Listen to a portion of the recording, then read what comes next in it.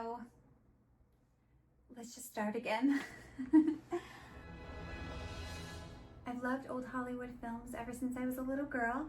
So as I got to be an adult, I started to look for and try to collect little things that touched that era, meaning anything from old Hollywood itself, the city, but also anything that I could that maybe belonged to a star of the era or was just somehow touched by them in some way or relevant in some way. And I have a little collection going. It's always growing. And I just thought I would show you. First place I wanted to start is with Hollywood itself. I actually got this on a recent trip to Portland. I was visiting some family there.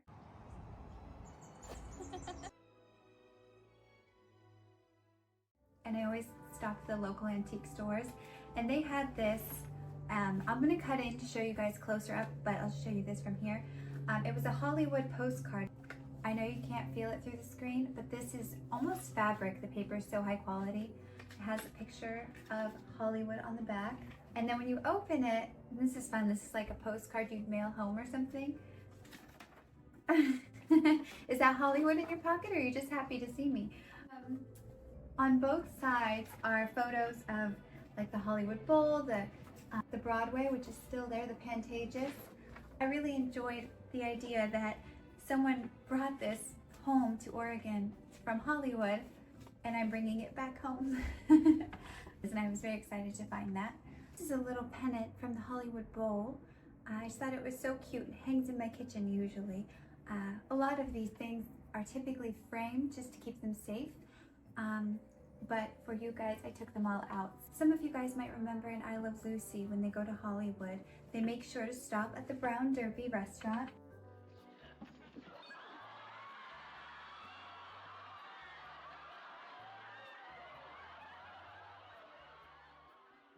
And I actually have a couple artifacts from the Brown Derby itself. One is this lunch menu.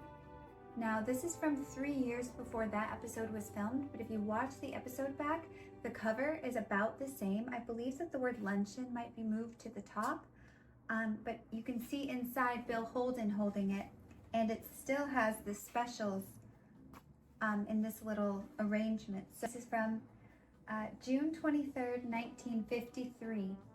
So there's no telling what old Hollywood star might have handled this menu.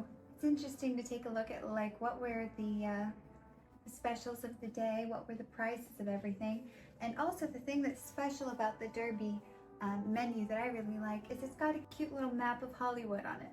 I was so happy to find this. Another little piece of Brown Derby memorabilia. This one's a little worse for the wear, but I keep it typically in a frame so it looks a little better and kind of keeps it safe. But this is a pack of matches from the Brown Derby as well.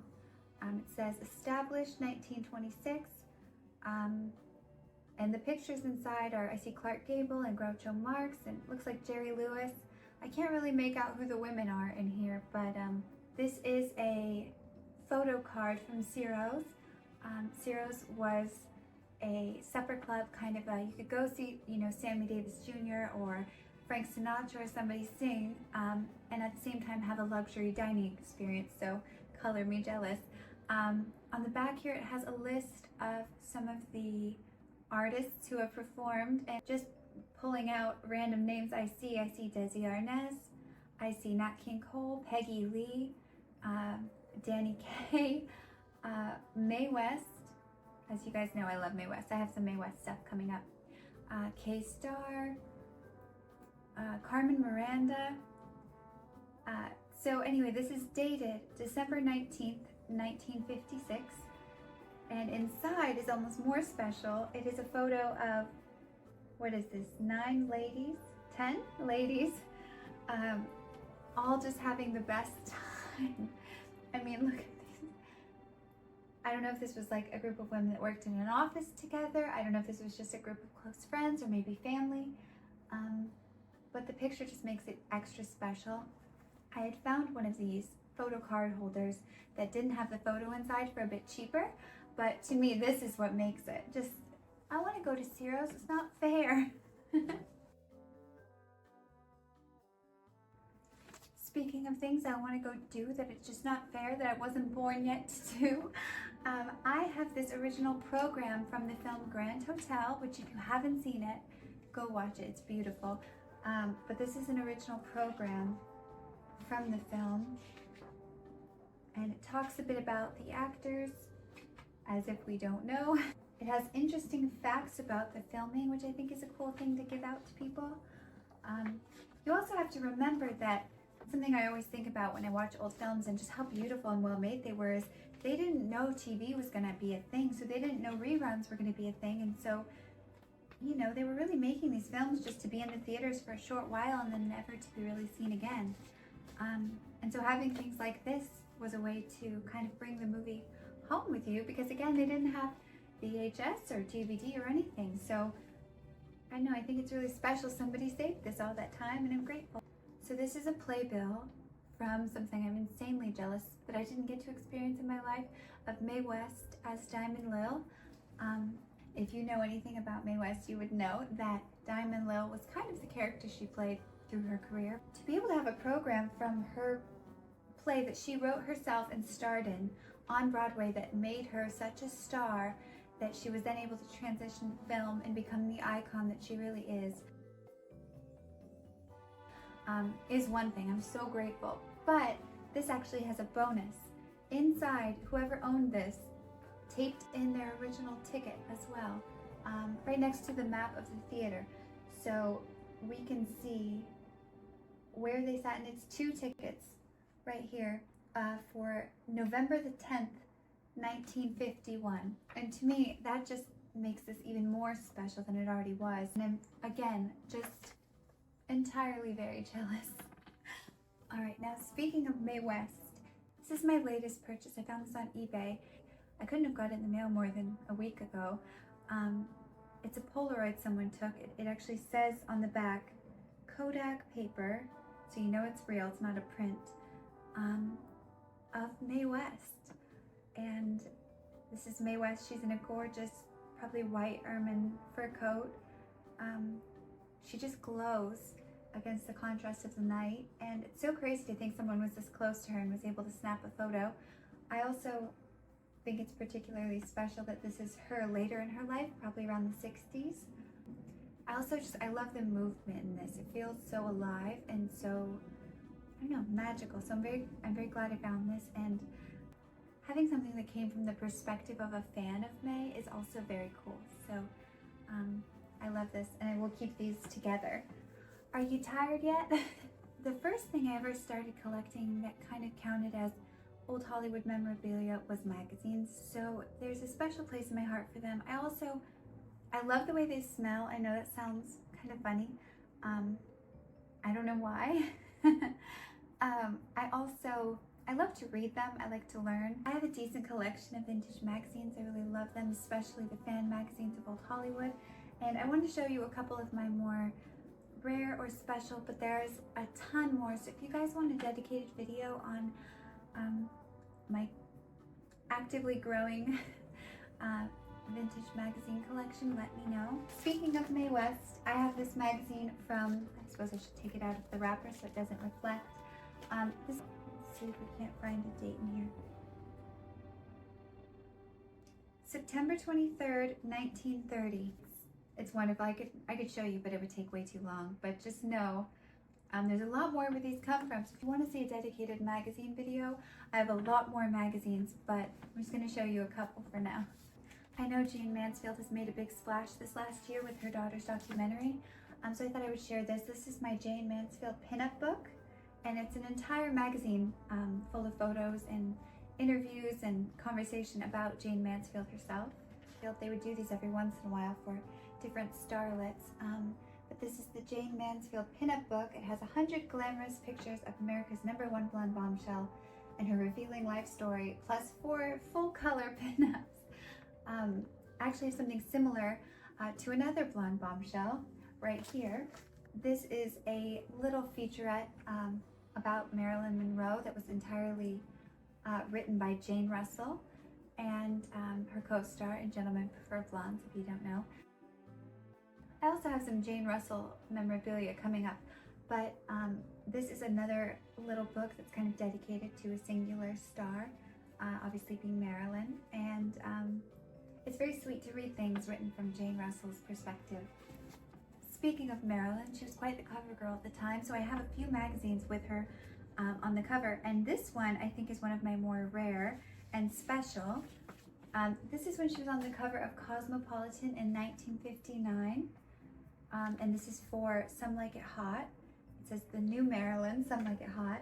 The last magazine I'm going to show you, and then I'm going to go into some autographs and things like that.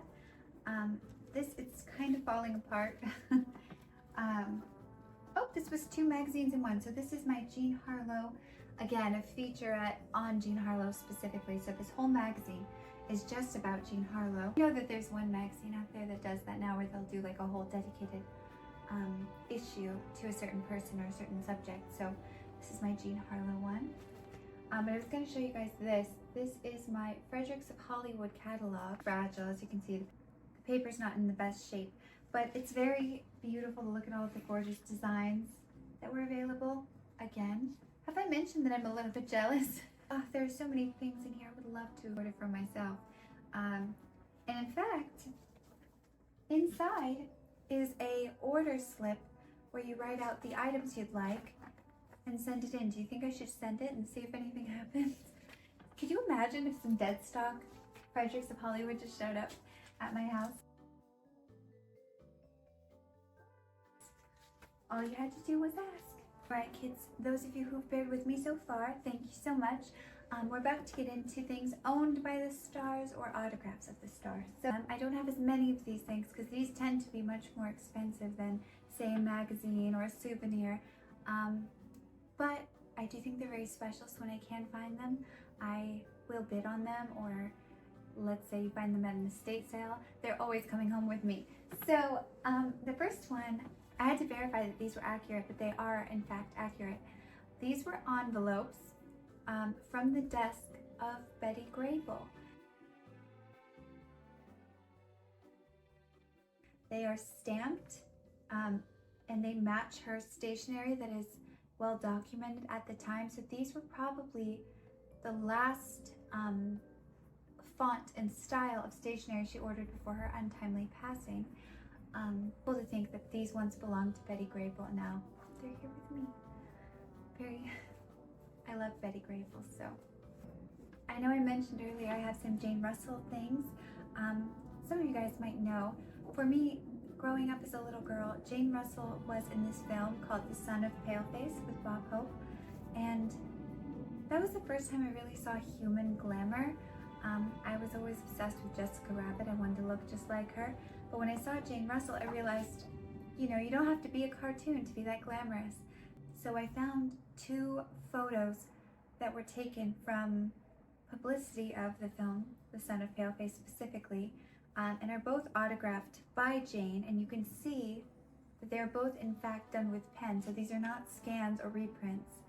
And I showcase these usually on the wall in my room.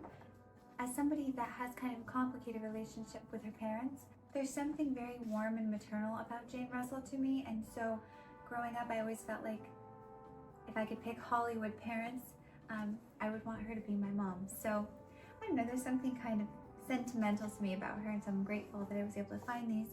And it seems that these came from the same estate of a super fan, but they're signed to someone named Kevin, so thank you, Kevin.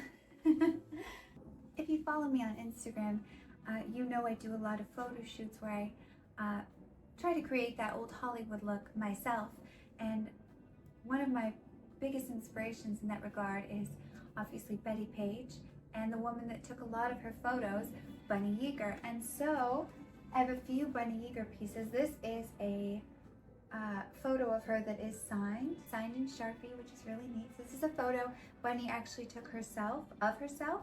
So we're very similar in that way. We take a lot of photos ourselves. This book I found, which is pretty rare. It's not in publication anymore. And it's a book she wrote on how she photographs herself and kind of explains her processes and tips and tricks for self-portraiture. I was well into shooting by myself. I've been doing that since I was a child.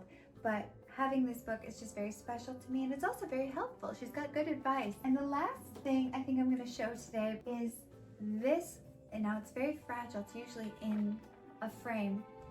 This is a piece of paper. At the top it says Army Times Publishing, December of 1954. And these are two gel pieces of a contact sheet.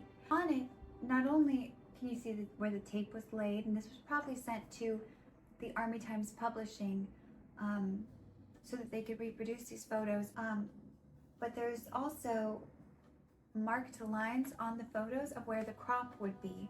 And I just think it's very neat to think that Bunny might have handled this very piece of paper and even made notes on it. As you can see, the paper is very frail, so this is going to be going right back into a frame. These contact sheet cutouts are in really great condition, and it's just very special and neat to see. So this is just a collection of things I thought you might find particularly interesting. It's by no means all of it, so if you want to see more, please let me know. And I'd be happy to show you. I sort of joke that I live in a time capsule. I have a lot of vintage decor and things like that. If you guys want to see videos more on vintage decor, vintage clothing, anything like that, please let me know if there's another video you want to see. I'm so excited to be here on YouTube, finally making videos, really committing to it. You've been so kind to me so far, and I'm just very excited to show you more. So I hope you enjoyed this, and I look forward to sharing more with you. So thanks again, and I'll see you next time.